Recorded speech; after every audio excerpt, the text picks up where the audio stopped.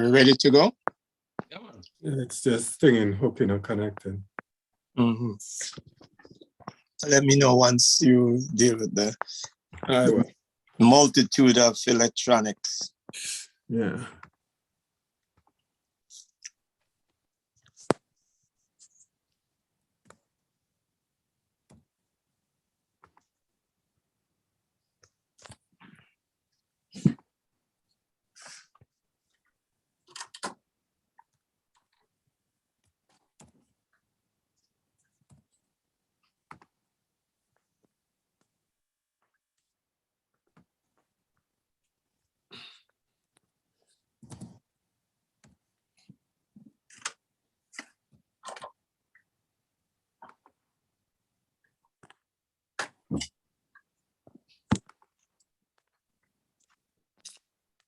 Ooh, what is this thing? Oh, passwords, man.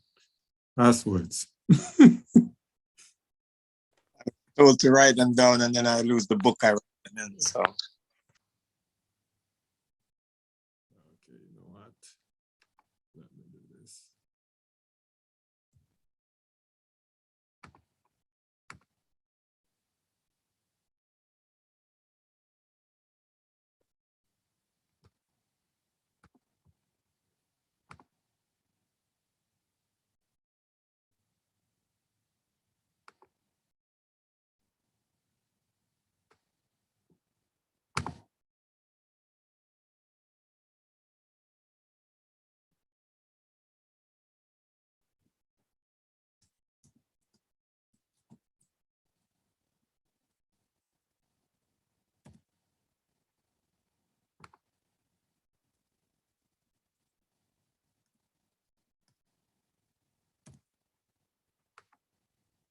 Are we ready? Yeah, ready, man. Just about. Okay, let me see. Hold on. Do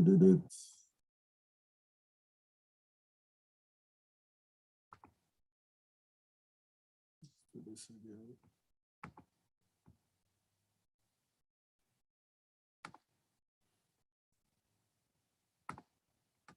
You got the pictures attention, right? Sankofa? Sankofa? One, you send me one picture with the little write-up? No, the write-up and the slides. I sent you it through Google. No, I didn't see the slides. Okay. You have to send those things to Sean. I did as well. Okay. Sean, you got the pictures and thing? The slides? I will pull it up. I Okay. didn't go in, but I'll pull it up. Okay, let me just look at this. Okay.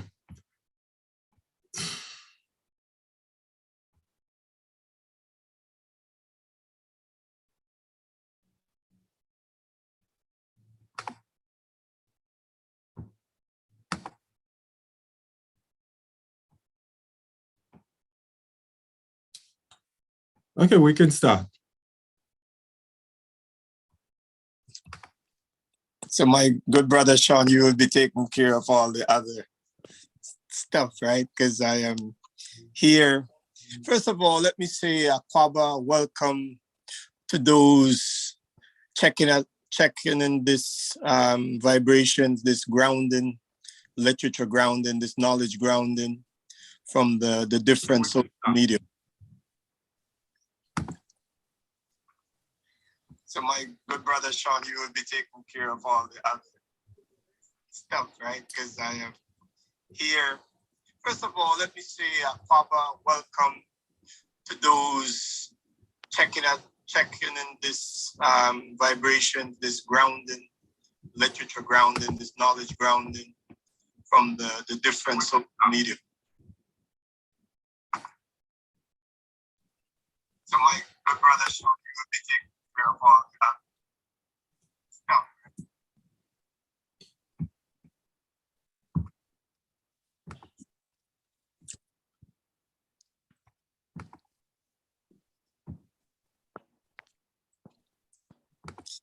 Let me know when I can go, brother. Am I good to go? Wonderful. So give thanks. I want to say greetings, Kwaba, to everyone. We have a special gathering today to break bread of knowledge. But before we do, I'd like to give a moment of libation thought. We, the original people, Africans, gave the world civilization. The ancients are the cradle. African people are the cradle of civilization. We are the original indigenous people. We scattered in the second, traveled the globe, all aspects of the world. And the third wave of African knowledge is when we were enslaved and captured. We also want to give thanks to our native brothers here and sisters here, elders on these lands we call Canada. But it's important for us to always remind folks, African are the original indigenous people because the cradle of civilization, without us, there's no other race on the planet Earth. And just for record, we want to say there is a record of one human race, but yet we have to deal with racism. And so we're going to have a powerful conversation today. We have Brother Osagefo. He has traveled with that name for many moons. We also call him Malik. We're going to speak with him today about Kreative Interlude. And I'm going to not read his bio because it's 5 pages. I'm going to speak into his bio with him today. So greetings, Brother Osagefo, Malik. Greeting, Brother Sankofa. Greeting, Brother Sean. How you guys doing today? Beautiful. It's great to have you here with us. Anytime we could break bread and share in the ancient knowledge to the contemporary, to the now, to the future is very important. So let's get into this. First of all, I want you to tell the listeners a little bit about yourself because you've been around for a minute. I don't want to age you, but you've been around, so I need you to tell us about Brother Osagefo. Yeah, so Brother Osagefo is a father, a husband, a friend, again, community activist, teacher, educator, brother, and again, at the end of the day, community, part of the African community, I guess, in Canada, Toronto, but also across the globe. My efforts and energy is to help to see the community in a better place, our nation in a better place. And we do that through literature, creativity, arts, and inspiration. So how did you come to the name Osagefo? Why? Why did you add that name to you? Well, it was never added. I was actually born with that. My birthday is October 2nd, 1979. My late father, Donald McGregor, he's like a historian. Again, very steeped in the African traditions and knowledge. Like he's a well-read man. I think 1979 was the year I was born. There was some dynamics happening in Ghana. And there's a gentleman by the name of, not sure if everyone knows, Francis Kwame Nkrumah. And he was basically known as the first president of Africa, or the first president of Ghana. And generally what his energies were focusing on was the liberation of African people in the continent, but also around the world. So when his work started to end against colonialism and the wickedness of the British, in those times, people began to bestow upon him the name Osagefo, which means like liberator, victory, savior. So my dad, I guess, seeing me born, he wanted me to keep that namesake and that energy. So that's what I was born with from when I was first born. That is because name is important. Crucial. So here we are. When did you decided that you have the name? A lot of people have names, but a lot of people don't necessarily want live out their name. Right. When did you consciously think or subconsciously thought, because even in the subconscious you're thinking, that you wanted to live that name, you wanted to become that? Well, I mean, like, my middle name is Malik, right? El Malik, which means the king, the boss, the owner, right? So I mean, like, I was caught between either being a liberator and an empowerer. But then the funny thing is that my last name is McGregor, which means friend of the poor. You know what I'm saying? So it's almost like if you put the name together, it's like the liberating king who's a friend to the poor, you know? So I mean, like in my works, like I was doing for the last 12 years, it was definitely sitting and assisting people to liberate their mind from their conditioning and their temporal situation to realize that, hey, money's just a number and time is just a moment. So I mean, like at the end of the day, they can get to the point where they can liberate themselves. In terms of my engagement with my community, it's been forever. Like I can remember being 14, getting introduced to like Saturday school and realize like, what?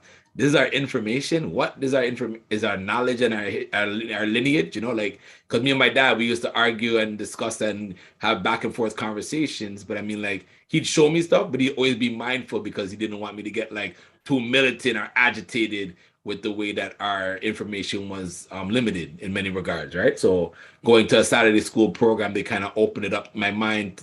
A gentleman named Paul Dillion out of Markham to say like, yo, like this is our lineage. This is Kemetic. Like you never heard about Kemetic before in school. There's the 10 ways of knowing, you know thyself and all them kind of pieces. And you're like, whoa, like really opened my mind up. So I think from that time I realized the power of information. And as a person, I just committed myself to one, show up to Saturday school. And when it was my turn to lead that school, I actually led that school well for about 3 years in Markham, right? So I mean, like, it's just I think that's when it started. You see elders or older people in the community. His name might be Paul, but he has a conscious warrior spirit, and you're like, yo, my name's Osagefo. How do I own and live up to that liberation as well? You know? Okay, so you started there. You started there.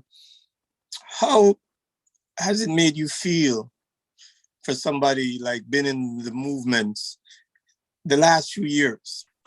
You know, when you see Black Lives Matter, you see everybody's using the term white supremacy, racism. Right. Now, Well, again, sorry to cut. But I mean, like for me, I think it's interesting. Like I think about like Dudley Laws and the African Rastafari Ethiopian church. You know, those guys were like Black Lives Matter before Black Lives Matter. You know what I'm saying? So you look at the Aber and the Caber, and I'm like, Dudley Laws was saying them things from a long time. You understand? The Methodist church, Methodist Rastafarian churches say, yo, we gotta build for ourselves. Marcus Garvey was saying the exact same energy in terms of Unia and basically us realizing that we gotta uplift ourselves. So I mean, like that now that it's in a contemporary setting, I find it interesting. But I'm not here to say that their efforts are watered down. Again, like if that's what they choose to do, again, I respect the young people picking up voice, picking up space, representing themselves. But I mean, like it's not new under the sun. Those works have been communicated to us prior. I just find sometimes those movements don't uplift and build on what was already communicated from our forefathers and our foremothers, you know? and then there's a lot of terms also being thrown around. Every day I get up, there's a new term, and I'm not sure if it's coming from grassroots community or it's coming from academia. You know, we heard the word social justice, BIPOC, microaggression, and now we are moving and we're coming into, I guess, new language, new term for an African person. What does liberation mean to you? Because as I said, when I hear these new terminology, microaggression, it's still racism, racial profiling, still racism. Right. What does liberation mean to you at the end of the day for Black people? Okay. So you want me to address each one in terms of what microaggression means? So no. Just what does liberation mean? Because all of those words are still racism. So I'll probably just walk through each one or whatever. So in terms of this month, right? There's a Star Wars Honorable Jean Augustine. She was only able to get this month recognized as Black History Month. But it's important that we recognize as African Liberation Month, which is just a more activative agency-based labeling and titling of this particular movement, right? We got to see like every month, how have we progressed forward? Every year, how have we progressed forward, right? Where it's not like, oh, it's Black History Month, hide your children. It's like, no, it's Black History Month. Allow the Umoja, the energies of self-determination, the energies of our faith and our creativity and our manifestation to come out. You know, in terms of the microaggressions, we need people that are constantly allowing themselves to enough of themselves in our situation, just to humble back and really learn what we're trying to show. One, maybe your community or school, or two, the globe or the planet or that nation. Like, look, this is how we stay. We're righteous people trying to do right things, and we're trying to bring the place back into balance. ideally with full cooperation from your person. I think that would be the microaggression piece. In terms of the BIPOC piece, again, like part of self-determination, Kujichagali, is that we name ourselves and we speak for ourselves. You know what I'm saying? So it's not for you to call us Black. I'm not saying Black is a misnomer. If you go back to ancient Kemet, there was a strong connection to Black. But what I've noticed is like BIPOC is now used where it's people of color. And I can show situations like even in the last year with these different dynamics, people of color have even outshone the quote unquote Black or the Indigenous, right? From grants to different supports to key grassroots movement. So I mean, like that part is what it is. Like people can be participants of our liberation, but you can't take the forefront of our liberation and the defining of our liberation, And in terms of the Aber-Kaber kind of piece, like the anti-Black racism, like my wife can't stand that term because she almost senses it almost as a double negative. You know what I'm saying? Like you already know that you should be pro-Black. You understand? You don't have to be anti-Black. You understand? Be pro-Black and be okay with positive outcomes coming for our children, for our families, for our business owners, and for our community, So I think that's where the liberation really starts. From my point of view, Osagefo, like he did amazing works politically, socially, culturally to liberate Ghana, but the one piece that wasn't accomplished was the economic, you know what I'm saying? So from my vantage point, I think the key is that we move to being in the Black economically as a community, and we're able to uplift our children to employment, to edification, to personal empowerment from birth to transition and time again. So here we are now. And there's another word that people use all the time, and you touch on it a bit. People are talking about allyship. Now, what's your thought on this allyship and its function around Black liberation?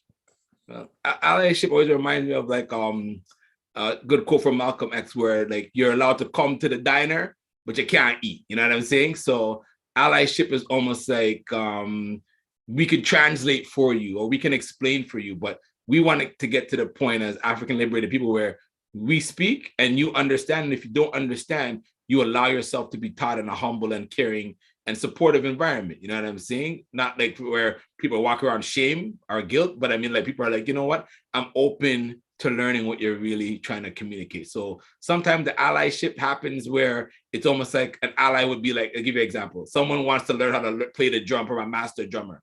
That master drummer teaches that person how to drum and that person, oh, I'm a master drummer now. It's like, no, you're not. You're still learning, you know what I mean? So allow yourself to be in that position as a student and still continue to learn. Sometimes the ally is like, oh, well, I know more now, so I'm in a better position. You know what I'm saying? Versus the allyship should be, how can you help to improve, if you can, the movement, the reciprocation, the caring, the understanding, and the empowerment of our community, right? And sometimes it takes someone just signing off something or bringing in someone to speak or ensuring for the time that you're blocking our stuff, you stop blocking our stuff and allow it just to flow, So I mean, like, that's real allyship to me. Like, it's good to listen, but I think allies are important that they're allowing what you are bringing and in intentions of love and care and righteousness is not blocked or put under misnomer or misconstrued, It's funny that as you were speaking, I'm thinking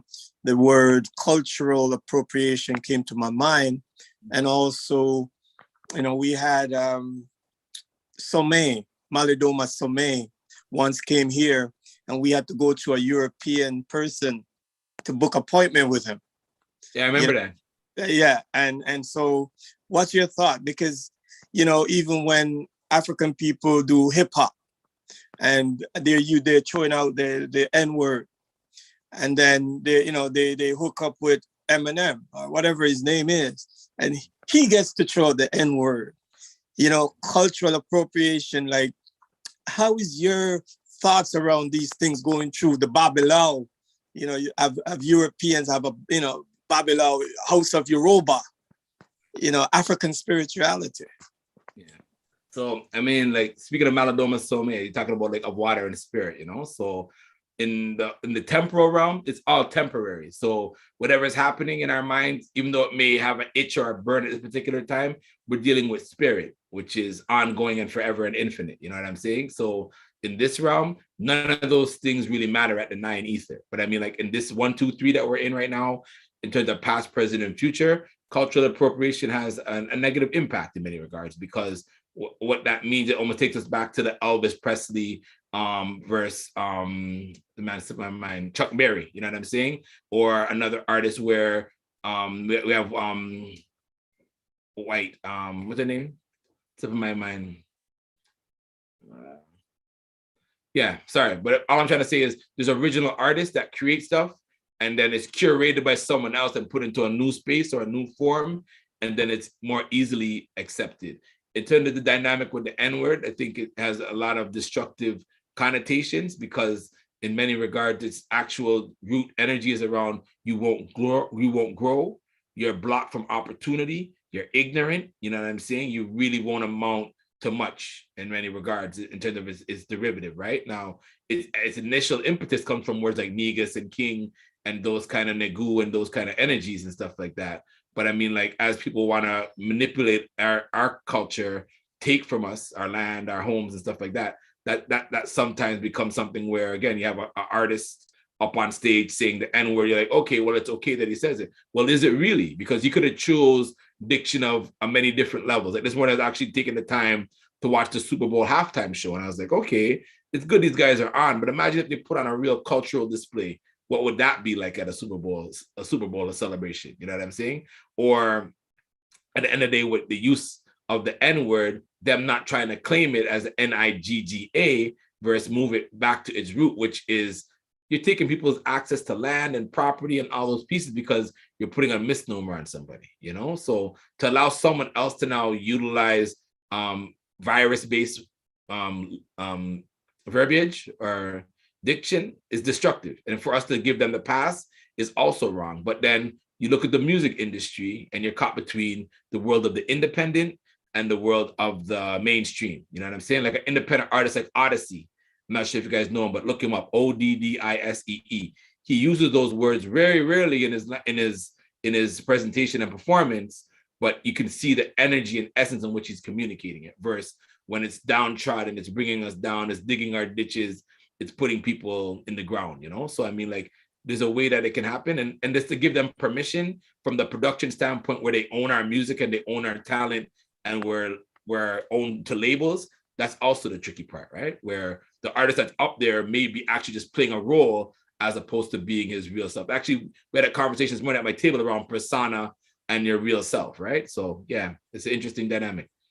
We're going to get into the visuals now. We're going to actually get into the idea of pictures, the cartouche, and there was a movie as Africans in America came out of slavery. The Europeans, especially those Democrats in the South, they were very upset. So they created a movie, The Birth of a Nation. Yeah. It used to be called The Klan. That movie then set up the way for the Europeans to continue to oppress and murder and lynch African people. It then moved into minstrel shows, where Europeans would paint their faces black and Africans acting out of themselves with watermelons. Then it moved into blaxploitation. And then today I would probably say it's back to blaxploitation. But could you give me your thoughts on the role of film? Because we're gonna get into the visual and the books now, but how important was those moments to put us where we are today?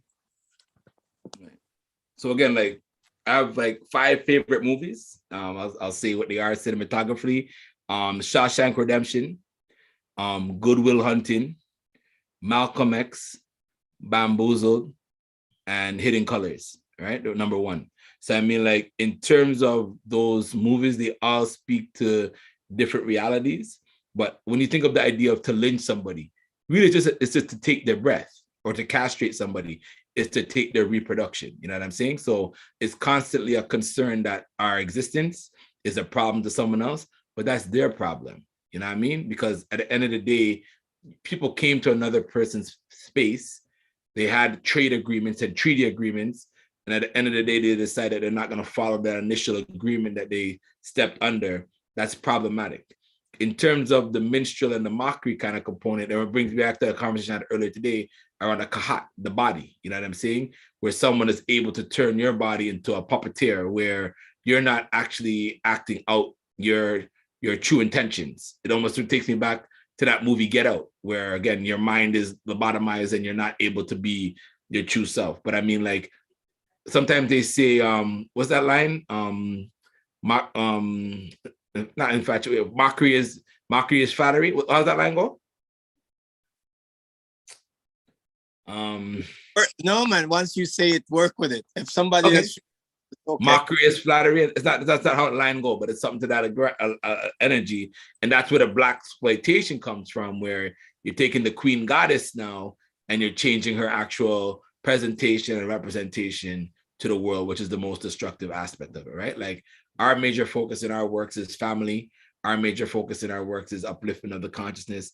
Our major works is to empower the children so that they can empower the home and then empower the schools and every other space that they kind of enter into, you know? So in terms of the birth of a nation, we're looking at the Kahat. They wanted to limit our body, our movement, but at the end of the day, it's for us to now regain and retread in these times to uplift our economics, uplift our spirituality, uplift our emotional connection, and really everywhere we go, build healthy relationships. No matter where we are, I think that's the critical impetus of our getting back on the right track, is to have healthy relationships in all spaces, right? In terms of when you were born, your birth, again, look back in a photo album when you were first born, like there's tons of possibilities on that energy, you know what I'm saying? Live that truth and that reality every single day, you know? So in terms of the exploitation of the African media system is still real. It's still very prevalent, you know? Like, for us as a company, in the next 2 years, we want to be able to create cartoons because we know that's where our children are. They're on the screen, you know? So that exploitation only happens because economically, we're not at the table, or we're not building those channels to gather our children's eyes and intentions to move to their upliftment and their empowerment as well, you know? Yes. So wonderful, man. So let us go to the wall, the writings of the wall, the picture writing. You know, the Greeks call it the hieroglyphs, and Africans, you know, they say a picture paints 1,000 words, right? And I want you to tell us, how did that kind of influence the world? How did that influence you, Africans, putting the thing on the wall? Well, again, like, a wall's a space that everybody's gonna pass through.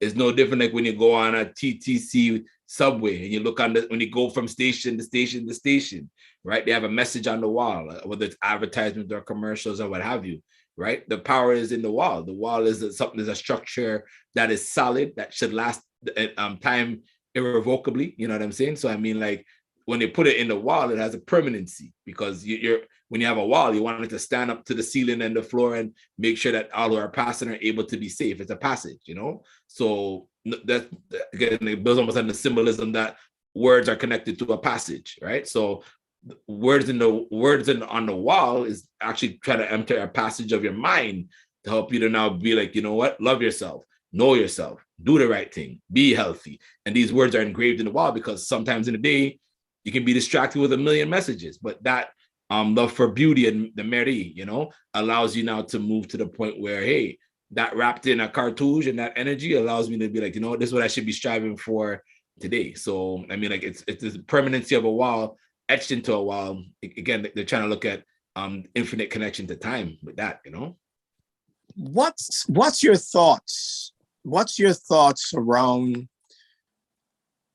setting up African institution independent of white oppressive institution?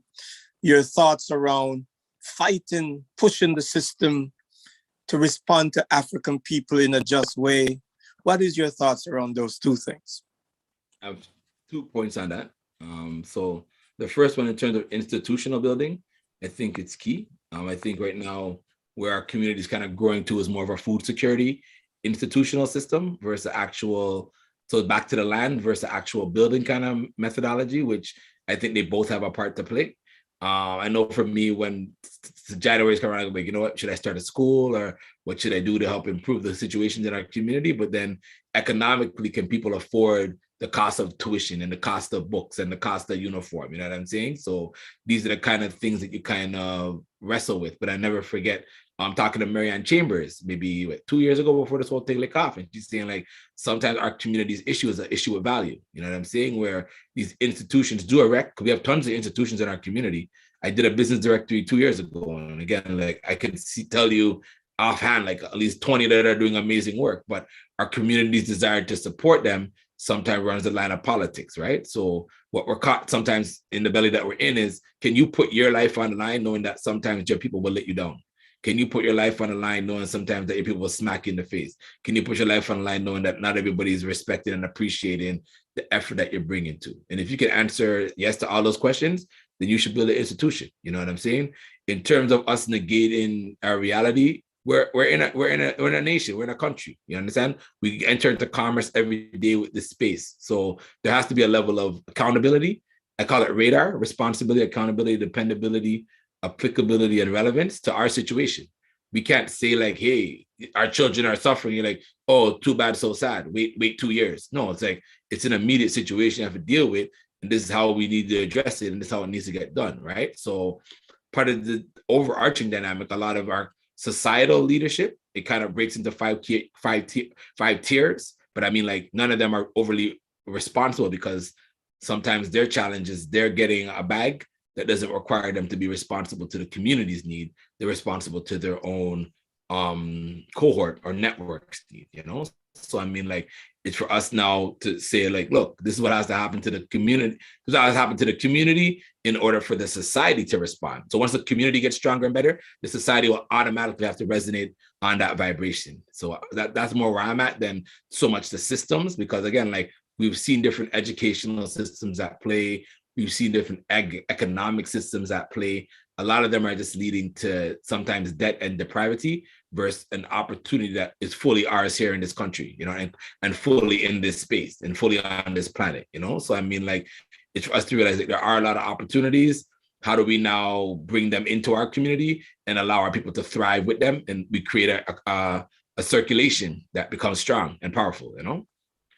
You know, a couple of days ago, I saw the politician Mitzi Hunter in a gathering in Ajax at a flea market or something. She running for prime minister? No. She said that she was first Black education minister in Ontario, right? And my thoughts were, when she actually was, and then we also have an education trustee, Kathleen Wynne, was also the premier. So we had a Black person, a woman, right, who was part. And my thoughts in those days were, would be a great time to change the curriculum, right? So I want to talk. Was they did. No, I said they did. They just didn't change it the way that it was supposed to. Yeah, but you know what I mean. What I mean is, you know, we talk about African children and you know, we have to do an alternative school, and they need to change the curriculum in an African-centric way that deals with Indigenous here in Canada. And they didn't do it. But now that she's speaking, I'm wondering if we expect politicians and hold them accountable to do the things that they ought to do.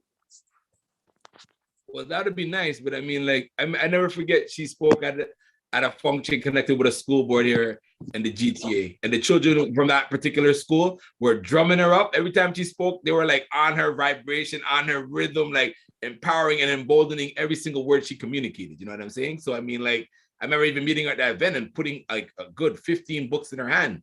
But I mean, like, she was communicating, oh, we're not reviewing and editing the curriculum at this time. But I was like, that's not what I'm asking. I'm giving you a gift for you to read these things and be aware of them. You know what I'm saying? So, I mean, like, part of, for me, is just awareness. And when you look at the readiness that they're always communicating, it's like they're not ready to handle African consciousness yet. These children are exposed to all kind of perverted, destructive, and very misogynistic images every single day. And you're trying to tell me sometimes they're not ready to gain an awakening or an awareness or an acceptance or an acknowledgement or an appreciation for the African aesthetic and African consciousness.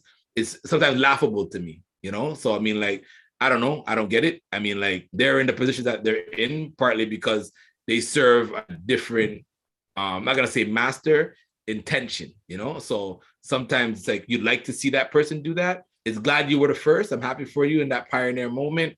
But it's like, how do we as a community now move our children forward where they have their consciousness, they have their community behind them, and they're able to communicate their personal beliefs free of discrimination, right? So going back to our initial conversation of being in a African liberated zone or African liberated experience, you know?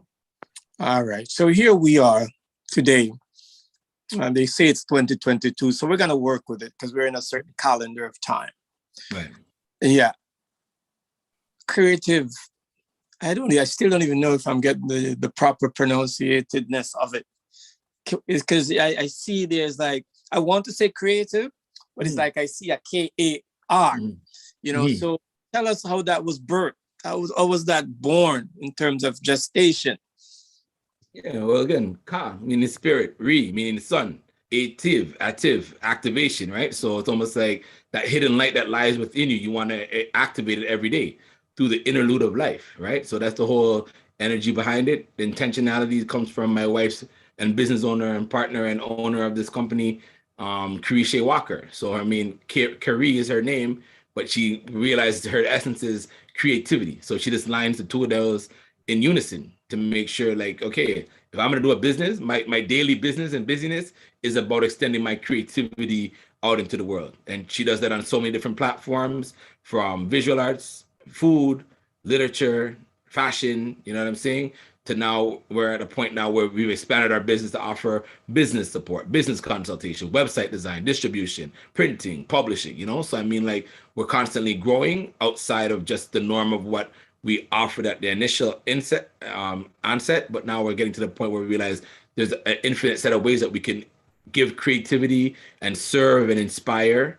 And at the end of the day, like, what we've come to the point is where we're inspiring expression to build bridges to opportunity. Like that's our basic bottom line and movement, right? So wherever you need inspiration and empowerment, we're there to assist with that. I was on a session the other day, and it was a session. I think some academic people were there, and you were saying to these people when you came around to speak, and you were actually talking directly to people, saying, you know, this is the products that I have. How come we're not getting it into the system? Do you think in 2022, though, that your organization should be even having that conversation? Well, I mean, like, it depends on where we're having that conversation. Like, we're not having that conversation in Detroit. We're not having that conversation in Washington. We're not having that conversation in Atlanta. You know what I'm saying? Like, the main line that I constantly understand is that prophets never loved in their own home. You know what I'm saying? On their own homeland. So, I mean, like, the fact that I'm from GTA, you probably will never, ever get the love and support that you need to. And it's no different than a lot of the African Caribbean rap artists. They're like, I got to go to LA. I got to go to New York to make it. You know what I'm saying? So, I mean, like, we're constantly caught in that reality right here in the GTA where, again, you know what you're offering is great. I can look behind me and see like a ton of books that I'm like, all right, it'll be good to sell those tomorrow. You know what I'm saying? Like every library in the GTA knows about us. Every principal across the GTA knows about us. It's just their awareness, one, and their psycho-political dynamic where they feel like, hey, you doing this maybe makes me feel less, or you doing this makes me feel like I now need to come to you for an answer, right? And that was my major point with them. My major point to them was you grew up so long in your narrative that you never knew that we had the answers, right? So when your teacher calls or the main energy calls, like, hey, we need an answer to this. You're so not used to coming to our community, to our people that look like us for answers externally. Like internally, yeah, they'll hire because the people will do the way that they want it to be done. But externally, thinking outside the box, thinking in a new globe and a new perspective and sphere, they're like, hey, like we can't really control what you're trying to do and how you're trying to do it. We just know it's working, you know? So, I mean, like, it's an interesting dynamic to find ourselves in. But it's disappointing because, again, like I worked with one group in less than 2 months.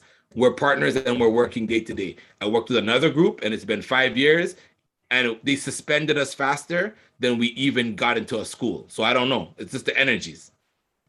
So here, okay, so we're here now. So here it is.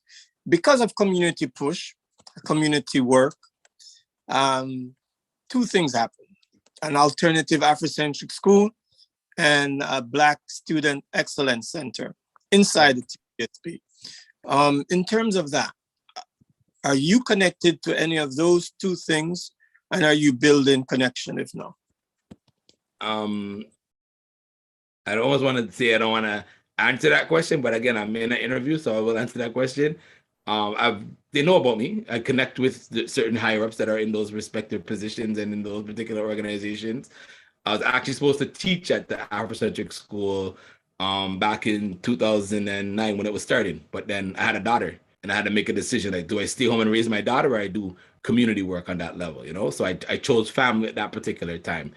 In terms of this dynamic with the Center for Black Excellence and the Afrocentric School, whenever they call for me to assist, I'm there. Like if they tell me come out and drum or do a reading or whatever, we'll be there. We did a math night there. We did a lot of different cultural dynamics for the Afrocentric School. In terms of this new energy, the Black Student Center for Excellence, it's seeming like they're getting off track, and I don't want to detract what they're trying to do, but they seem like they're more research focused and more looking at situations that are happening as opposed to being proactive focused. And what I mean, one of the examples they communicated the last meeting was like, oh, we have a reach for 34 schools. And I'm like, how much schools are in the system? There's over 125. And I'm like, if you know that you're only reaching 34 out of 125, is that a passing or failing grade? You know what I'm saying? So I mean, like for me, I look at it like you could basically get to the point where we work out a dynamic where programs and services across the system are implemented. But I mean, like, it's their personal choice. They know of who we are. It's like it goes back to my initial conversation. You're not comfortable with the answer that that person's providing. You never thought you needed to get an answer from that person, right?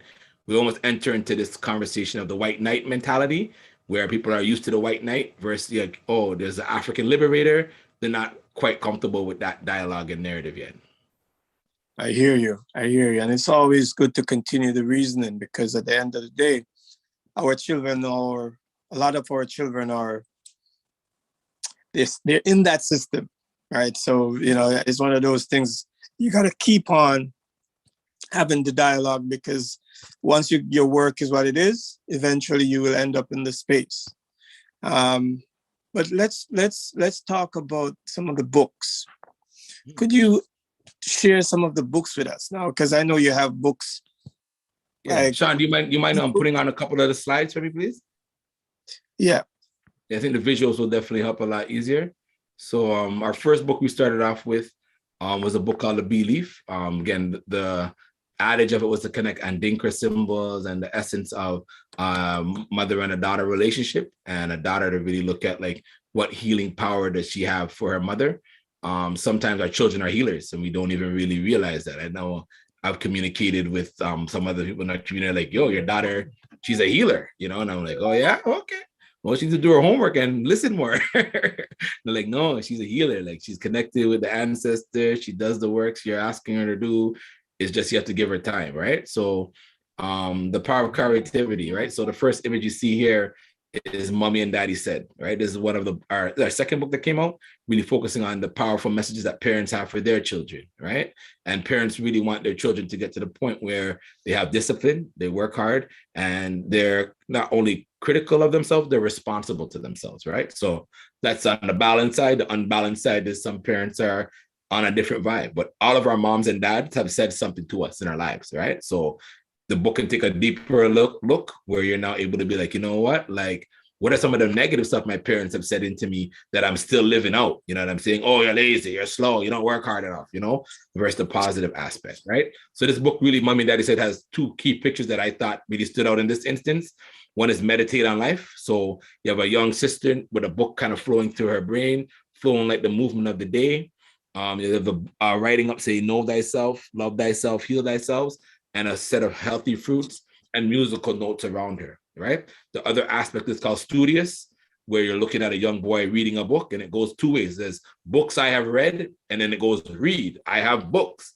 So again, it's important that you have books in your house, right? And the child's actually writing on a pledge, today I pledge to be. So I mean, like, if you get to the point where the child is reading, they're going to write. If they're writing, they're going to represent their voice, their vision. They're going to represent themselves on a stronger level, right? So on a studious nature is what we really need our children to be. and take that energy from studio to studio to studio and build up themselves, you know? Next book is the one coming out this year for sure. Mr. Kindheart. It's going to be a hardcover, similar to Belief. Mr. Kindheart is a gentleman who runs his own independent African school. So as you're talking about that prior, I think we need narratives out there that can kind of champion those conversations, right? Mr. Kindheart runs into a situation where he's traveling back to the continent of Africa to find this seed called the Black Seed of Moyo. In the interim, he hires another principal to cover over his space called Mr. Linear, right? So it's kind of that conversation between the circular thinking person versus that linear thinking person. And the story unfolds from there. But it's a beautiful story. Again, like I talked about the writing on the wall, this book has constant comedic connection and writing on the wall, right?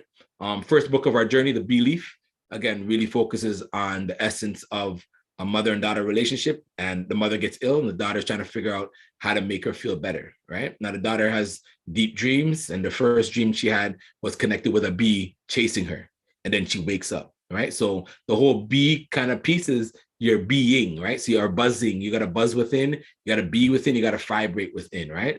And then the next aspect of it was, sorry, Sean, you can go to the next slide, please. Thank you. Was the welcome, right? So this is elders in our communities. There's some older, caring person that helps you to know everything is going to be all right. That smile and the warmth, like, hey, come to us. Even though you're running and dealing with different challenges, there's love in our community. There's elders in our community that want us to be great. We just lost a giant, I would think. Brother Sankara, he just passed. God rest his soul, and again, give him a smooth transition. Like, he was a very welcoming, caring brother. Anything needed to happen, transport, love, care, food, the brother made his time and effort and energy to do that. With that welcoming energy that we constantly need in our community, you know? So people need to step to that. Hold on a second. Let me stop you because you brought up Baba Sankara, right? And I was at his farewell, and I was upset because I was saying to myself, he was always organizing the ride, and he used to say to me, who can I bring home? So I never get to be in his taxi with his paper. And so I'm so mad because I'm like, I shouldn't drive. If I didn't drive, I would be in those moments with Baba Sankara. So continue, but I wanted to big up Baba Sankara. We gotta big up our elders while we're here. We gotta give them their flowers, you know. Some of the other books we have is Brandon's Trip to the Bank, which is focusing on like financial literacy. One piece called Next in Line. So again, look at your life right now. Are you next in line for those opportunities? You know what I'm saying? And then the other aspect is loose tooth. So then we have that loose tooth. And again, by losing your tooth, that natural adage is that there's gold or jewels that are put under your pillow, right? So every time you go through that transition, what new level of wealth can you add into your life? Or what level of value can you add into your life, you know? Next one is called Otter and the Tort, more of a humorous one. But again, the first picture is called So Delicious. There's an otter that likes tort. And the next one is Too Hot, which was a key piece where the gentleman, not the what's the guy called? Not a wolf. He was I can't remember what character it is, but he basically gave him a hot glass of water. And the story unfolds from there in terms of someone needing water. They get the water, but again, they never did certain things when they got that water, right? So again, sometimes our community is in a situation where, hey, I need the water, but the persons that we're dealing with are giving us any and all things, as opposed to us being mindful, like, hey, I want to enjoy the finer, delicious things in life, but at the same time, I'm going to get stuff. I got to be mindful of how I'm ingesting and taking these things in, right? Next one, a little bit blurry. I do apologize, but this is one of our favorite ones, inspired by our son, called A Little Cutin' in That Hat. Has a little song. A little cutin' in that hat. A little cutin' in that hat. A little cutin' in that hat. He is so cute, and that is a fact. And you know what it is that's interesting about that one? It makes me, sometimes as a dad, I'm always seeing my children's future. It makes me look back and be like, oh, he's a little child, he's a little baby. You know what I'm saying? I never forget when he was at Knowledge one day and he did a 2, and you guys were like, whoa, what's going on? You know what I'm saying? But these moments kind of sit back in my mind, like, yo, he's a little baby. You gotta take it easy on him, you know? But at the end of the day, I'm always looking for him to look to the stars, as one picture is kind of articulating or realizing the strength from his past. So I really wanted to get his lessons and consciousness now so that he can achieve the stars and go to higher heights, you know? In terms of some of the visuals, again, We always want to bring up Brother OG and Mac Pre, that African visual revolution. And this is our first one, again, kind of connected definitely with Brother Sankofa, called Sankofa Rising, right? So there's a beautiful piece, has a deep sense of color and lines and use of value in building this piece. Look deeper, you see a Sankofa with an egg on the back, nursing it, but also another set of gentle images that also show nurturing and mothering and community, you know, in terms of we have these eggs on our back, we got to move carefully and ensure that they get to the next generation so that they can Sankofa as well, you know. Next one is called See the Light, just helping us to realize like the light and illumination that lies within us, but not so much from a negative kind of misnomer on the illuminating, the more enlightenment that comes from being aware, awoken, appreciating, acknowledging, accepting the blessing of each day, you know. Next one is more of like a fantasy-based one, but it's called Kiss the Sun. And it's just for us to realize our connection with the Most High and the universe and the cosmos, and realize that every day we need to care for it and love it. And again, there's nothing more nurturing than a nice warm kiss, you know? Next one is more of a healing piece called Solar Elixir.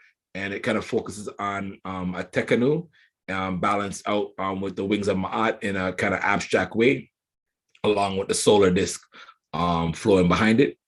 Next piece is called Trinity, really focusing on the importance of family, and that family is now sitting also on Sankofa as well. So it's a mother, father, and child, and the child actually in the womb or the belly of the mother formulating, but it's just showing that natural cradle and support we need to maintain. Now, in these times, not easy, but I mean, like, it's something that we also continuously got to strive for. You know, it's something that we put at the forefront of the work that we do. This next piece is called Sun from the Other Side, which is more of an abstract piece, almost seeing like if you were within the sun and you're from the other side of the sun, how would your being be, right? There's a time when as African people, we were considered or are still light beings, light-based beings, you know? So as a light-based being, how do you see the world, feel the world, vibrate in the world versus what they have us kind of limited to in our ka'at right now, you know? Next piece is called Twa, which is kind of a piece to big up the Twa people. So to play on Twa and Twa, the French word. And then from there, the three energies of the physical that you can see, the internal fortitude, and the spiritual energies of nature and the ancestors that walk with us day to day, you know? Next one is called Earth's Emotion, kind of looking at the emotions that the earth feels deep within. So some of it's sad at this particular time based on how we're treating Mama Ya, and not really recognizing that born on a Thursday, we need to do a better energy for every day and every Thursday, you know? But I mean, the energies are there in terms of the red and the root of it and the eye of it and what it sees from the waters and the oceans. But I mean, in terms of the emotions of it, we gotta really do a much better job keeping that movement of the planet in the right direction. Could I talk about that one, that Earth? Yeah, for sure. Yeah, man. Yeah. I don't know if somebody just talked about, they come up with an idea that the Earth itself is, you know, we have AI, people talk about artificial intelligence, which is a crazy human thing because only human could create that. But Earth itself have an intelligence, so we need to talk about that the living. And somebody said one time, we're trying to save the planet Earth, and somebody else said, don't be ignorant. You're trying to save yourself. That's it, right? Yeah. So yeah, thank you for talking to us about Mother Earth. Yeah, it's critical. Next one is called Chosen. So it's a deeper piece. Looking at the top part is a crowning. So it's almost like the crowning of a head as it enters from the universe into the world. The other aspect at the bottom is more like the seed. So we're on a journey, right? Out of 1 million seeds, you were that one light that was lit. You're chosen. So, I mean, from the ancestral, natural, and biological point of view, like you are chosen to be here where you are right now. Move with that urgency. You understand? It wasn't easy what happened as you were conceived and manifested and created. So realize that choice that happened when the night that they manifested you or the day that was manifesting you. But two, realize the choices that you make every day and realize you're chosen. You're special to be 2 arms, 2 legs, good sight. You know what I'm saying? To be able, to be able to do what you got to do. So you're chosen. Next one's called element balance. So again, just looking at the elements of the sun and the moon, the way they rotate around each other, and also the balance of the masculine and the feminine in the waters of noon, right? In the waters of the. Could I talk about this one? Do Yeah, for you sure. know that everything in nature is what people talk about all the time in nature, but they're not sure? There's a thing they say called the monsoon. Mhm. And the monsoon just means the sun and the moon. Mhm. But people don't know. When they hear monogamy, they don't know they're talking about loving the moon only. Yeah. Monkey, key in the moon. Mhm. So when people make fun of me and call me a monkey, I'm happy because Mhm. that means I'm key in the moon. Mhm. So, you know, it's important as you do nature that we could actually rap about it. Continue, please. Yeah, so the element balance is really just talking to the water, the knowing that it lies within us, right? So we are from the water. We're like 80-75% water. There's a joke I was watching last night from a comedian named Godfrey. It's like, I guess his parents are like Ghanaian or African or Nigerian or whatever. And they're saying, you have to know how to swim. You have to know how to swim. The world is 80% water, you know, so he's going on. And I'm like thinking like, my body's dense. I can't swim, like I sink. But I mean, like what he's really trying to communicate to us is whatever environment you're in, step to that element with balance. So if we're 80% water within our own being, we need to stay hydrated, one, but two, we need to make sure that we are moving and flowing like water. We're not getting stagnant, right? Next one is called My Sacred Space. So this is a piece, we're coming out with some t-shirt lines probably later on this year. So this is one of the images that would kind of be on people's space and face and hats and all them kind of stuff, right? So My Sacred Space, just recognizing your aura and your energy. Try to keep it clean, try to keep it balanced, and again, enjoy it as well. Enjoy your sacred space, you know? And the last one is the first. So our first piece, Karee ever started on this journey, and especially with the batik, it's called the Indigenous Womb. It just looks at the Indigenous womb that the fetus kind of flows within and transitions from in terms of their communication, from the umbilical cord, from the belly, and out into the realm, you know? So let's give thanks. In the beginning, I don't think I heard you properly. Are you creating these batik or you ordering them from the continent? These are batiks created by us. So we can't talk about batik without talking about David Kubuka. Yeah, Karee was one of his students. She learned from him, well, maybe 2002, maybe 20 years ago. Because our brother was putting this all over the space. So when I'm looking at it again, I'm like, David Kubuka. So it's important. All right, wonderful. Thank you for doing this, because I mean, at the end of the day, we're talking about economics, talking about culture. So, you know, earlier, thank you, Brother Sean. Earlier when I got some more books, you were also, I don't know if you were working with this sister, but maybe we could talk about her because she is an ancestor now. Sister Crooks, Desiree, she had the book. Yeah. So, you know, she transitioned, and it's important for us to talk about those who have transitioned in the area of books and culture. So tell us. Again, I want to wish much love to Sister Desiree in her transition. I know she's in a higher place and a higher frequency based on the energy and life that she lived here. I just want to send out love to her mother as well as to her sister. I know these are not easy times to lose someone on a physical level, but I mean, like, her works lived. And that's a lot of times why our ancestors wrote on walls and wrote books and manifested creation, because sometimes these works last longer than our physical existence and last into the time and remember. So we also have another sister that I know you did some work with, and we'll talk about her book as well. Sister Osce Lenny, you have done definitely. Yeah, when we grab the book so that people can see them, would that help? Yes, please do. Give me 2 seconds, 1 second. Yeah, so while he's looking for the books. Not looking, I know where they are. I mean, while you get up to go for the books, you know, we want to let them know, her book, she talks about numbers. She's talking about Swahili. It's very important for us to teach our children about roots, about culture, from their zero. Yeah, so the books from Sister Desiree, she actually created an activity book called Nzinga, which basically highlights the warrior princess from Angola, who focus on, again, the African liberation of her people, you know. Also based in a novel format. Again, amazing artwork done by Sadante Karee.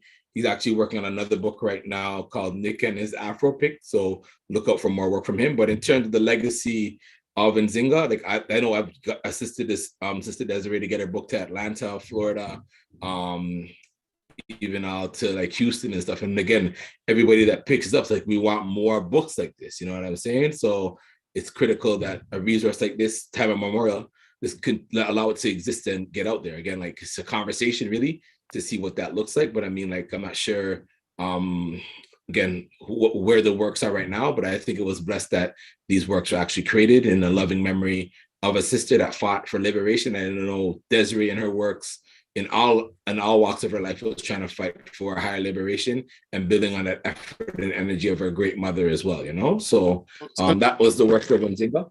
So let me brother, okay. Hold on a second. Let's address this one first.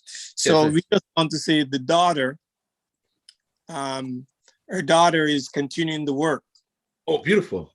And if you want to connect with some of her work on YouTube, she had the opportunity to come to my summer camp, just like you, my brother. And she and the kids in the camp and some of my other students created a video where they're dancing and they're having fun. So, you know, I spoke with her daughter the other day and she said she'll continue the work. Excellent. Because she had another book that I assisted with called Hey, Look at Me, right? It was like a 3-part book. She had it in English and French. We communicated on having it in Spanish. I know there's a coloring book and all those other kind of stuff, right? So my company actually did the layout for it. So I mean, like, again, like, it's just a conversation, but I mean, like, it's beautiful works. It's important that children from a young age, from daycare to I guess primary school or into elementary school, are getting these messages, and they're never too young for this awareness and acceptance and appreciation for these great messages, you know? Yes, sir. All right, sir. We can continue the journey. Yeah. So next talented sister is Sister Osce Lenny. She wrote a book more in a Nigerian kind of vernacular, but My Sleepy Dream, How I Learned My Numbers, and it connects back to Kemet and beyond across the African diaspora of how African people have been connected to the manifestation of numbers. And it just really looks at a child who, as they sleep, the ancestors are speaking into them, the numerals, the power of numbers, the power of community, the power of being their greatest self, right? So this is a very, very beautiful work, connected also with Swahili and Metanetter in its initial design. Her most recent book, again, beautiful, nice, thick, beautiful illustrations and stuff like that, called How I Live in Merita, which kind of breaks down, again, our essences and our connection to nature as African liberated people. And she does homeschooling as well. Yeah, it's critical. We're building the resources that allow our children to kind of know themselves, love themselves, and heal themselves. And again, at the end of the day, heal our homes, and also probably at the end of the day, heal our community when our community is ready for those messages as well, right? But this is a very, very beautiful book. Again, feel free to reach out to her website, Merita Wisdom. I think it's .com to really pick up a copy of this and order online, order a credit card. I think she has PayPal as well. Very necessary work, because again, it helps to break down the misnomer of, as we connect in nature, the humbleness that we live with as African people, right? So you're like, oh, you guys are so simple, you live. No, it takes a humbleness within our being and ego, not to go beyond what our means are and begin to misappropriate the planet Earth that we live on, you know? True, true.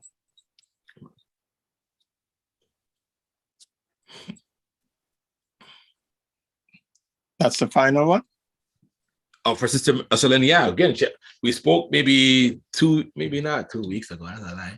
Maybe 2 months ago over at Sister Tissa's. She showed me like 4 hot ones she has ready to go, you know what I'm saying? But I mean, like, for us as a publisher right now, we're just trying to reinvigorate ourselves, but we're trying to build bank, right? We want to get to the point where as a bank, we're able to produce these cartoons, and that's our number one motive right now, because we are producing the books. And as you said, like, you go to these institutions, the library, the school system, community organizations, you're like, guys, we have these books to build the awareness, and they're like, we'll get back to you, but we'll take a presentation, you know what I'm saying? So we are doing a couple of presentations with spaces from a community organization called Bridgeway. We're also connecting with a Catholic school board in the GTA as well over the next little week to share more information around art and inspiration and stuff like that. So I think once they get more familiar with who we are, they realize, quote unquote, we're not a threat or a terrorist group or whatever. I don't know. But I mean, like, we're just trying to spread positive messages to uplift children, you know? So let me say this to you then. And we're talking about, because if there was a time to make money off Black, it would have been now. So because I've studied the funding system, right? So we have a lot of organization right now, right? But I'm not sure they recognize that no matter what we do, it has to have an African foundation. Right. You know, like, would you be one of those people to speak at the BBPA Saturday morning financial literacy session? Would you be the one to do some work with the Black, what they call this, Opportunity Fund? Yeah, I reach out to all those. I reach out to all of those people, right? So I mean, like, all it is they want the answer to come across a certain way. And I'm trying to say, guys, we have a book called ABCs of Wealth. I just reached out to a gentleman who's a part of PACU. I was actually going to call the decision who's also a part of PACU.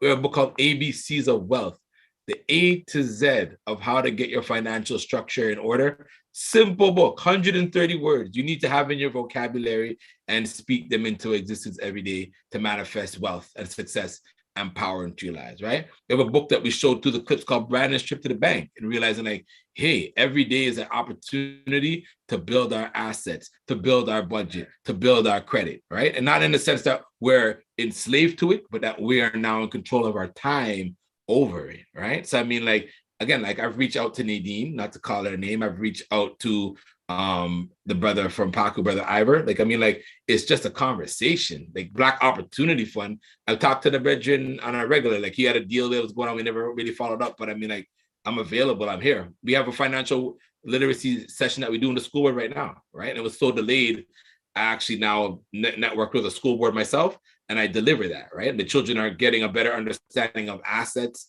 budget, credit, starting a business, developing their sense of awareness of debt, you know? So I mean, like, all those things are real things, you know? And it's for our people at a young age, as young as 7 and 8, to understand those things. I told a parent after the program, like, yeah, we got the children understanding as revenue and liabilities and stuff. She's like, you got the children understanding accounting? I'm like, yeah, they got to be accountable. So they got to account. You know what I'm saying? That it's just that simple to me. You know what I think I'm gonna do. Do you have some of these books at Knowledge Bookstore, like the financial literacy piece? Yeah, definitely. So I think ABCs of Wealth is there. Brandon's Trip to the Bank is there as well.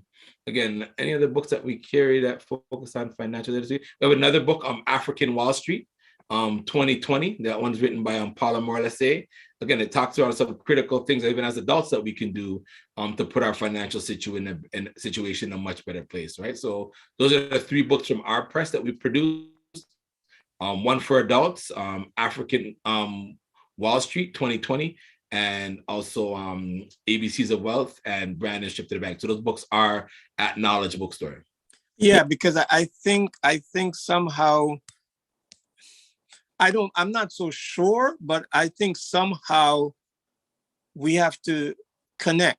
And one of the things I've said to Paku, I went to meetings with Paku, I said to them, if you say Pan-African Credit Union, then you have to learn and promote Pan-African. Right.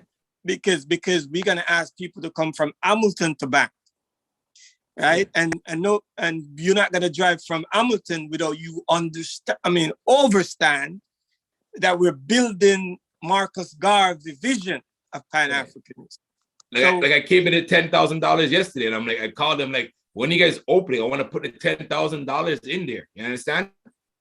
Like, that's where I'm at right now. I want to make sure everything I'm doing economically, like I just bought a washer and dryer. I found a Black man that sells it. That's where my dollars are going. It's very crucial. You know what I'm saying? I can't go work for the system and my money wash away. Imagine every day these guys are getting 10% on the dollar. Like, that's a good situation. You know? So, I mean, like, for me, let me know when you guys are ready. I just thought like a good starter pack would be ABCs of Wealth and African Wall Street. Everybody leaving Paku on a Monday morning or on a Sunday night, knowing these key things in their in their vernacular, from the children to the adults, and having workshops and programming around it is critical. But I think what happens is there's groups that say, oh, we're the ones doing it. We're the only ones that are doing it, right? And I'm like, that monopoly 1/10 mentality is not going to do it in 2022. Our community is on many fronts dealing with a diverse set of challenges. And to think that you one alone is the warrior for this, we need an army and a nation that's willing to work together in cohesive energy to ensure that everything works out, right? Not just like, oh, you can come here and talk for free, or you can come and do this for free, but then you don't respect someone's value when it's time to reciprocate, right? But sometimes these things happen because of lessons that they're experiencing from the system. So sometimes it's like a cognitive dissonance where there's a disconnect because like that's how they've been treated. So they're like, oh, you must be treated that same way. You know what I'm saying? So we got to really shake that kind of stuff off and be able to move forward with the right mindset, you know, reciprocate. Yes, and I think we're in a time right now that we no longer need to fight. I'm going to talk about Kwame Ture. Kwame Ture, you know, he said that, and I'm paraphrasing here, that we can't spend time fighting with each other because at the end of the day, we who are fighting with each other don't have the power to affect the changes that we're seeking. So we need to mobilize together, to work together, to build together. So that's something, you know, I take from Kwame Ture, and Kwame Ture took names from Kwame Nkrumah and Sekou Touré, you know, and that's how the education works. So I am sure once I buy the book and we buy the book, and so rather than you from Kreative Interludes or Osagefo say it, I guess when other people are saying it, sometimes they will listen better. Yeah, like again, like I think what I'm working on right now is stuff in the States so hard that I'm hoping that it circulates back around. So when Houston's like, yeah, have you heard of this book? It's from this guy. Or they go to Chicago and they're like, oh, have you heard of this guy? And they'll be like, yeah, I heard of that guy. You know what I'm saying? Like what we have to realize, and the phrase I was trying to use before, Brother Sankofa and Brother Sean, was imitation is the highest form of flattery, right? We got to imitate our greatness, and not in a fake way, but live it every day. You know what I'm saying? It's almost that mindset, quote unquote, fake it till you make it. But we got to imitate our greatness every single day to the point where it's at a higher level of abundance, you know? But I mean, like, to work with people, I'm always open to work with people. I just want to make sure that people are coming with respect. They're aware of where we're coming from. Like, we want to see our community in a better place, because we work with people that are like, oh, what's your end game? What's your outcome? Why are you writing these books? What do you really want to see happen? And I'm like, I want our families to be united. I want our people to stop backbiting. I want our community to be empowered. You know what I'm saying? Like, I think like any other community, you know, I'm just trying to raise my family up in this meantime to be great. And I think we're on that path, and I want my community to be great as well, you know? So, Well, since you're talking about that, there's a word that I always hear people use all the time called accountability. Mm-hmm. Now, I just wrote on one of the social medium about the history of community radio here. And, you know, I started with CKLN and I spoke what happened, you know, why it disappeared. Then I spoke about the fact that when Flow, Milestone Inc., came to us and said that we need to have a radio station. And I was putting signatures. I was at Ryerson and we were down there getting signatures. I think once or twice we didn't get it, and the next time we got it. Right. Now when Benham Jolly, the CEO, decided to sell it, he did not feel accountable to come back to the community, right? And this is where, you know, and because he's a millionaire and a community person who found the BB, he found a lot of things. Nobody came out and said anything because he still donates to them. And I'm not bringing down nobody. I'm just saying, if you come to the village and said, you know, that I will not buy a book from your Osage if you don't give something back to the Black community. You understand me? I don't care. I don't care if your book is good or bad. But what I'm saying is, if it's good or bad and you work with the community, I will come to the bookstore and spend my money. We need to hold Black philanthropy, Black millionaires, African, Caribbean people accountable, right? So if you're getting money to save us, then you need to be accountable to us, because a lot of people are getting money now. Yeah, I'm not Right? getting money. I have my own private money, and I generate my money every single day in different investments. And then I bring my money back to my community, because I'm like, even the other day I was talking to a class and I said, do you guys know what investment is? And they're like, investment? What's that? I'm like, that's when someone puts their resources, energy, effort, time, and money behind you. They build this hand, they turn it into a fist, and anything that comes in their way, they're willing to make it move. Right. So I mean, like, that's where we're at right now. But I mean, like, we're trying to be strategic on how and when we leverage those investments, you know? So I mean, like, for me, we're open to help. We're open to print. We're open to publish. We're open to design. But I mean, like, at the end of the day, we want to make sure that this is things that we're building to help elevate the African, Caribbean, Black, Canadian community, you know? And that's powerful. So we heard you talk about, you want to create cartouche, the animation, because you know our children, they're locked in. They're locked in. Let me say this to you. I once showed my children Karee, and they fell asleep. But I guarantee you, if I had Donald Duck or Daffy Duck. No. There's some new good ones. They have a good one out called right now, Super Sema. It's like an African woman, young girl who uses innovation and technology, right? Like, that one I fully respect. There's the next one that came out. All of them, yeah, but all of them will be good, but they'll fall asleep. I'm not saying they won't fall asleep in those ones. Those ones are good. Super Sema is good, and there's a new one out by Ludacris called Karma. That's the next good one. But hear me out, man. The reason why the children fell asleep, and they still will, because when you bring Africanness, no matter how good it is, remember our children are designed by the system to reject it. And so what to us is, we just need to keep going. So I want like 20 cartoons. You understand me? So Bro, we have over 20 books, so it's not a problem. You understand? Like, that's immediate reality. Like, I mean, like, all it is we want to drop the first 13 episodes of one, get the support behind it, yes or no, and keep it moving to the top, right? So again, like, even in Creative Interlude stash, we have over like 200 titles of children's books written. You know what I'm saying? But we got to be mindful of the times we're in and implement ones at the time that they may actually make chronological sense in the uplifting of our people, you know? So as we move into the other, because now, where do you see this thing going with Black Lives Matter? Do you think once everything go back to quote unquote the new normal and we get busy again, do you think this thing that's going on where everybody's concerned about diversity, equity, and inclusion will continue? I don't know if they're concerned about it.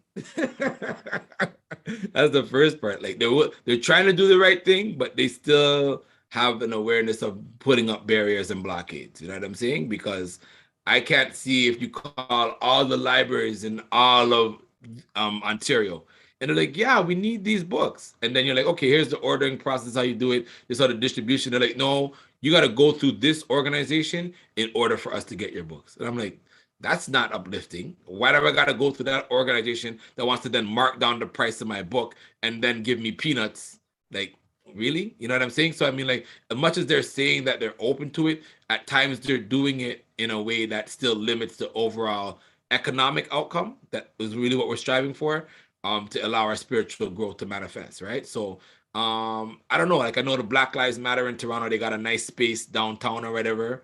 I'd like to do some readings there, some art installations there if they're open to it. I mean, like, I don't really follow them too tough, because I know the original mans are like Dudley Laws them, Bad C. You know what I'm saying? I'm more concerned like what's happening with Bad C.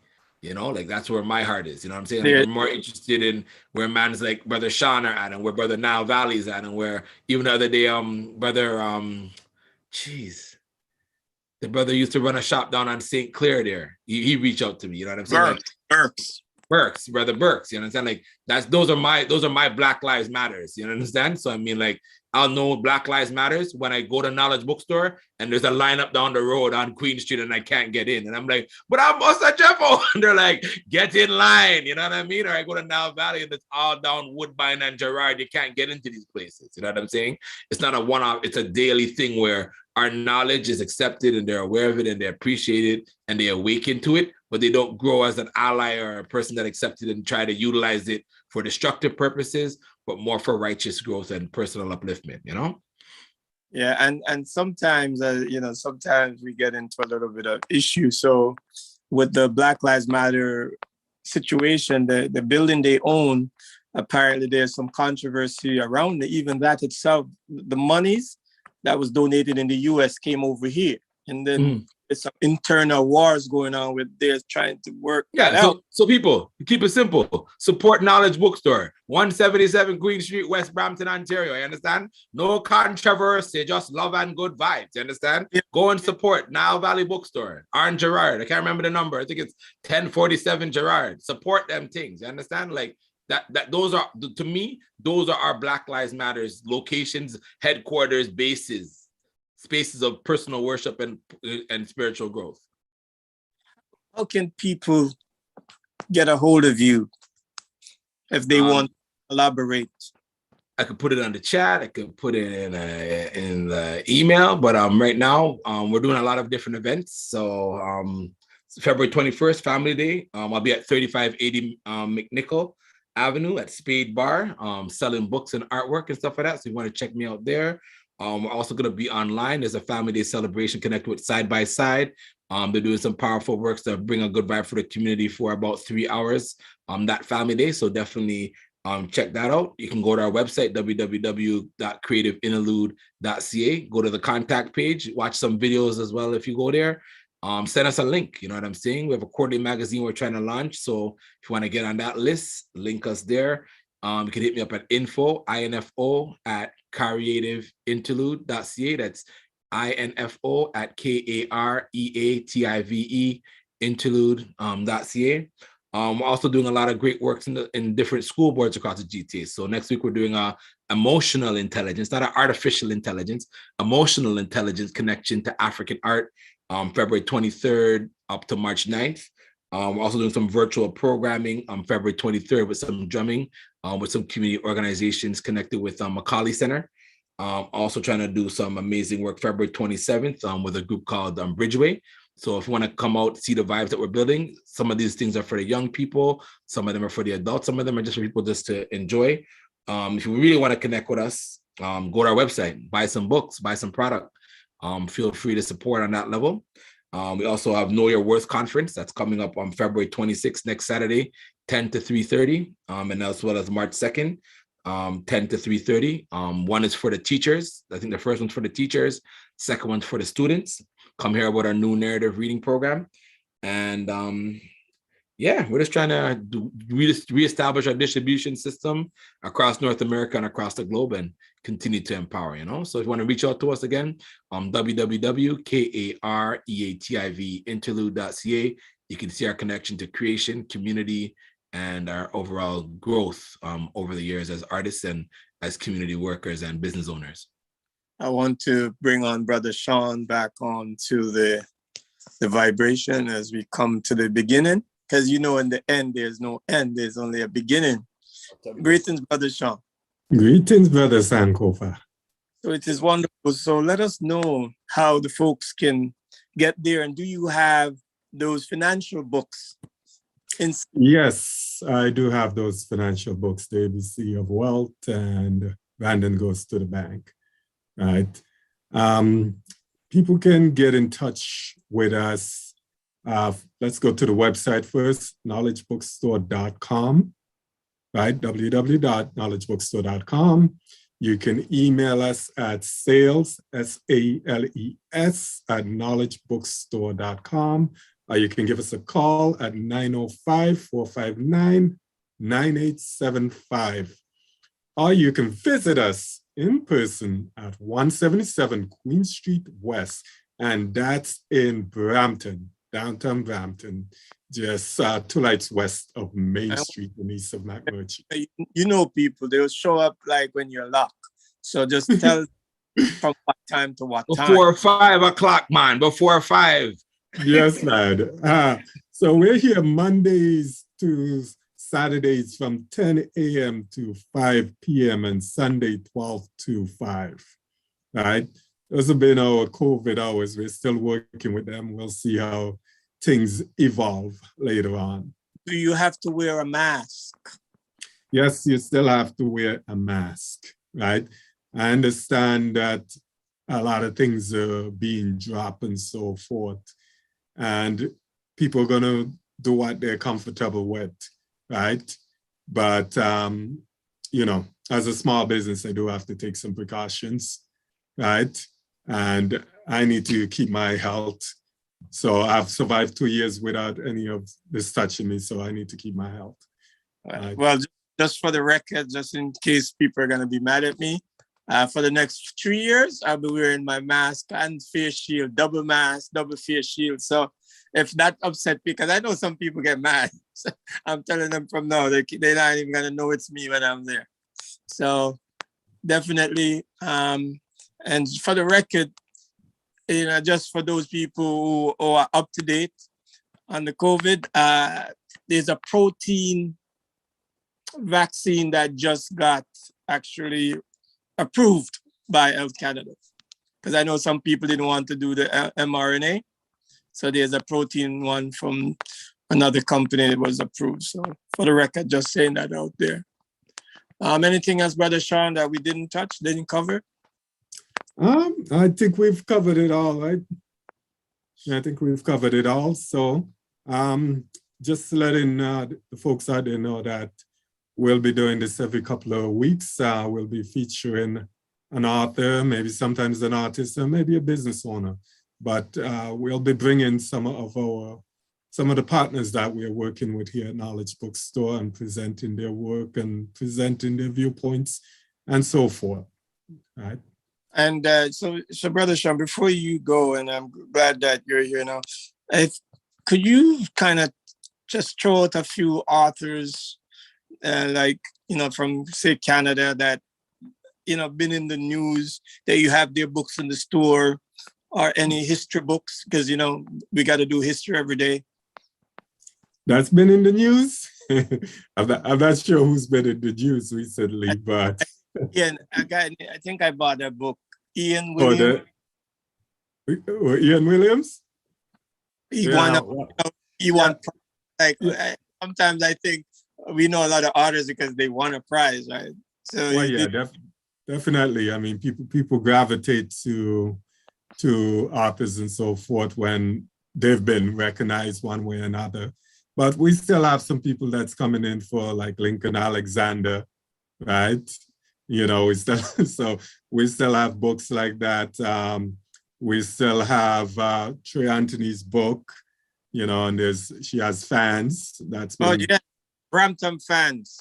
Yes, right. And oh man, we have Jael Richardson, right, who's from Brampton here also, right. You have a lot of Black Lives Matter authors. Yeah, we have a lot of those books, the anti-racist type books and so forth. It's slowing in that area because what you just said, 2020 is gone. And, you know, there may be a few institutions that still having conversations, but it's slowing in that area. And those books weren't books that a lot of, you know, Black people as per se were reading. Maybe Black people within certain institutions and so forth, but not the ordinary Black person. Anyway, so I did expect it to slow. You know, everything's for time, right? I'll give you the last. Why is it so important for us to continue to feed the children African-centered literacy, African-centered everything? Why must that be the foundation? Why must that be the foundation? Okay. Let me put it this way. Okay. I grew up with an image, right, of this white man with a beard that I was told was Jesus, right? That image was there in the house. It was in the Bibles. It was everywhere, right? Although I know at this point in time that that image isn't Jesus. It was a picture done by Michelangelo, right? A painting. When I hear the word Jesus, that image still comes to mind. It's called conditioning, and it's called conditioning from the earliest point in life. And even when you know truth, that conditioning still remains. So that's what we're trying to do with our children. We are trying to condition them properly, give them the things that they need from zero. You understand me? I have customers that come into the store and they say, oh, child is only 3. They're not going to be able to read this book. Well, the child is not supposed to be able to read the book, really. The parents, the people that love that child should be reading to that child. But the child needs to see those images. They need to see those words, even when they cannot pronounce them as yet, right? They need those things. They need to see the images on the wall, right? You can't wait until they get to the age 10 when the personality and they've been exposed to everything else, right? Because they're going to be exposed to other things. Now, you have a choice. This is what you can control. The environment that you raise them in, right? What you choose to feed them visually, orally, right? You can control that and you can make a difference at that point in time. Don't let it go too long, right? Because we live in a system where everything is about percentages. X amount of percentage will fail. X amount of percentage will go to jail. X amount of percentage will end up in the street. Don't make that be your child. That's why it needs to be done, so that you can give your child the tools and resources they need to create their own future. And not wait for February or Kwanzaa. We see some people every time with Kwanzaa, we see them, being African and Black or whatever we call ourselves, Moors. It's a lifestyle. It's every day, every second, every millisecond, right? So this you have to consume. Since we're consumers, we have to consume this love and knowledge of self. So Brother Sean, it's been a pleasure. I think we went on a powerful journey with our good family member, Brother Osagefo, McGregor. He's king who take care of the poor, who I don't even want to call him Mansa Musa because that guy gave away too much money. We need to reinvest the money. Right, Osagefo? That's a fact. As best as we can. Again, we gotta create those vehicles. Yes, and we want to support you. So, Brother Sean, keep those 3 books for me. I'm gonna go over them. I'm gonna select one, and then I'm gonna tell. I'm not even gonna ask. I will demand that some of these are, because if they don't, I'm gonna. Today I was nice. You guys know me. Today I was very nice, but I will write because that's why I am de facto historian. I'm because I've seen it. So if I say a book is good, a book is good. And they need to at least, because this money thing, poverty thing, in our schools, I'm sure, Osagefo, they do a thing called nutrition. Yeah. They do nutrition, but they don't tell the children. And this is why me and the system is always at war. But you don't tell the children that they must farm. Like, I don't care if you live in an apartment. I don't care if you live in Jamestown. If you are having a nutrition program, all my children better learn that we're going to come in and give you some seeds. Because you got to know that you can't depend on other people to give you an apple, right? So, and then you got to teach them financial literacy, because they can't live in these Toronto community housing that the roof, you know how much time I bought, brethren? The roof is falling out. Rats are bedfellows with our community. But they can't move, and they have to wait for housing to come and fix it. And housing owes they're $5 billion in backlog. So how does our family can live there if they don't learn financial literacy as a generation? We talk about generational health, but we need to talk about generational learning. generational education, right? If we could sit down with mom, if mom don't know and dad don't know and uncle and auntie don't know, then everybody reads the book. Brandon's goes to the bank. Like, why do we think the children, because sometimes the parents and the children are on the same level in terms of knowledge of self. So when they learn together, they'll rise together, yeah? Absolutely. And right, Osagefo, they have to do this. That's a fact. Again, like check us out at the Know Your Words conference for the students, March 2nd. Again, we're going to be talking around the importance of, if you don't have a library in your home, write one. You know, we have the ability and the blessing around us.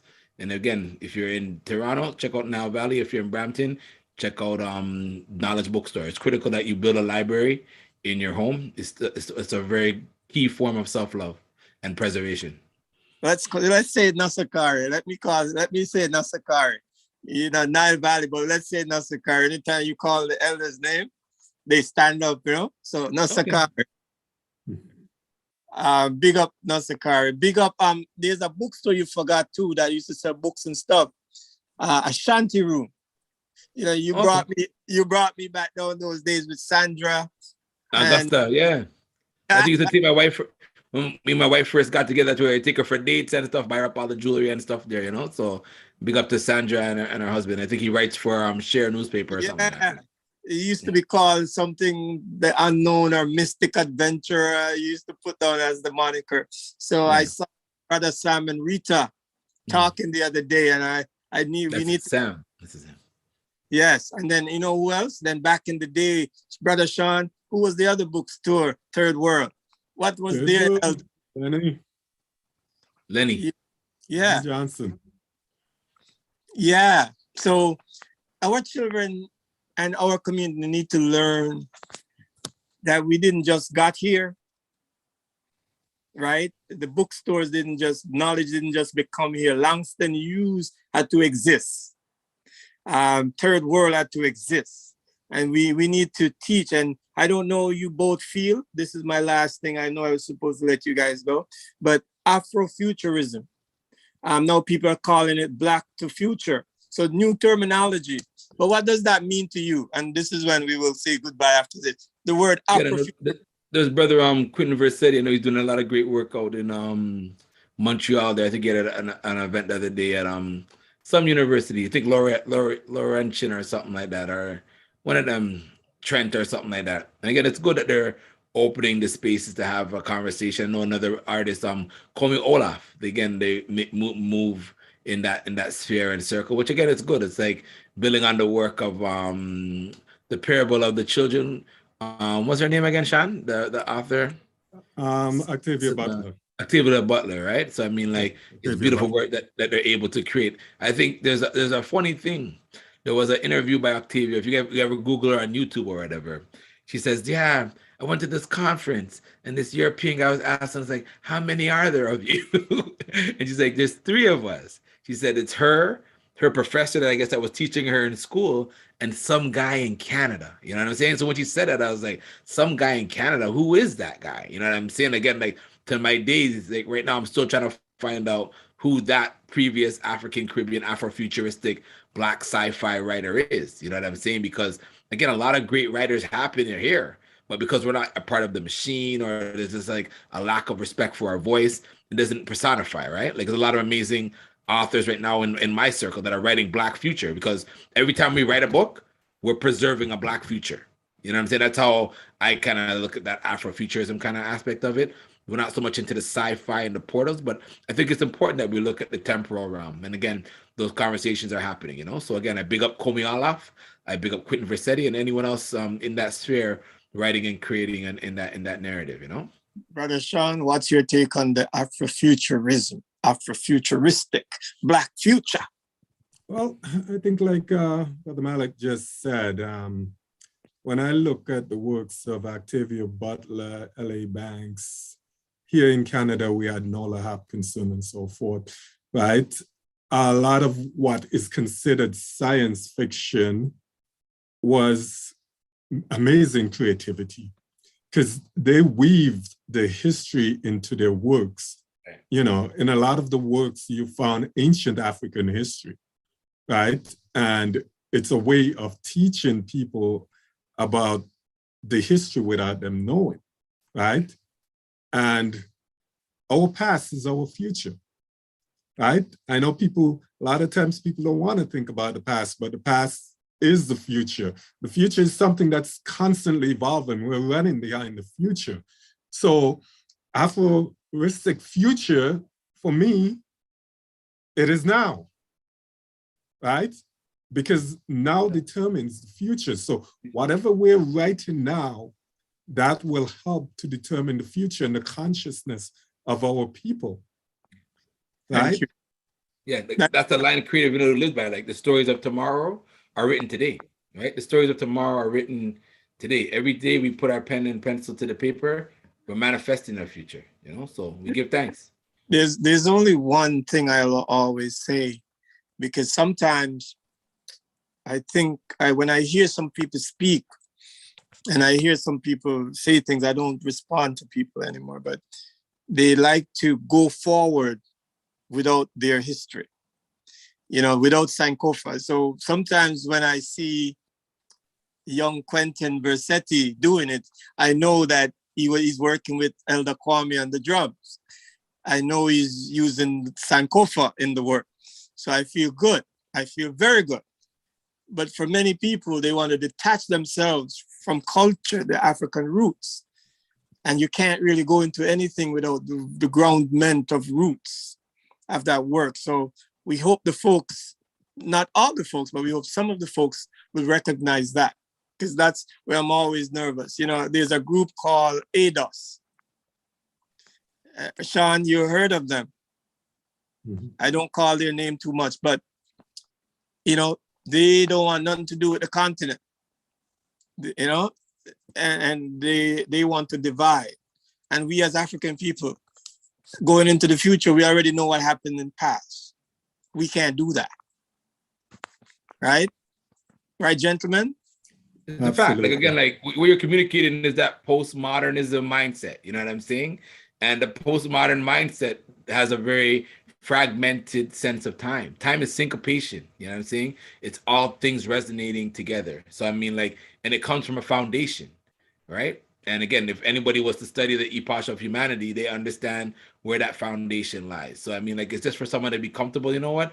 I gotta read a little bit more, watch a couple extra videos, or understand cosmology, because again, like, they just can't close their mind to this is it. This 60 years or this 100 years I'm living, that's it. And after your 100 years is done, someone else will start at zero to do their 100 years, right? Like you start off with that, we're in 2022. We're probably in like the year 1,000,000 right now. You understand? But I mean, like, the reality of it is that, hey, we're starting to get together as an African community. Let's not say this is day one. You understand? Let's recognize where we are in our timeline. Thank you, gentlemen. And as I said, it's not the end, it's the beginning, until we reach again and reason again.